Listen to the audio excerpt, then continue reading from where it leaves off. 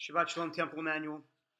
This week we study and we learn from Parshat Ki Teitzei, which is a beautiful portion in the book of Deuteronomy and has the most laws of any portion in the Torah. In particular, there's an incredibly interesting one for all of those homeowners out there. It says that if you're going to build a house, you have to have guardrails on the roof to make sure that nobody falls off. And it's an interesting thing is that while it's important for the homeowner to care about their own home, it's more important for us to think about others. And that's the really big piece as we understand this portion and all of the other laws that appear, is that the most important thing that we need to think about is not only ourselves, we must think about others.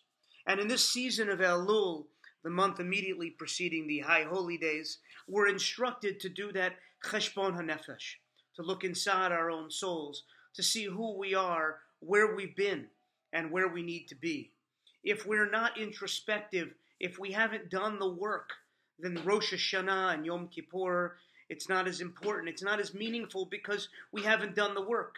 We can't expect that all the work of an entire month of Elul, that all that work be done on a single day, on Rosh Hashanah, or even if we haven't done the work then and during the 10 days of repentance on Yom Kippur. We must start early. We must think about how we've thought about others. How have we reached out? How have we created and strived for a sense of peace in the midst of everything that we do? So as we think about our lives and as we approach Elul, as we approach Rosh Hashanah, let's make sure we do that important work, that work of Cheshbon HaNefesh, an accounting of the soul. How have we created not only for ourselves, especially in a society that's very much about the individual and not necessarily about the community. Let's be countercultural as Judaism teaches us, to look out for others, to be that beacon of light for those who need us. This Shabbat, as we enter into Elul, as we continue to study and to work and to guide ourselves, we have our first Torah service of the year beginning at 7:30 p.m.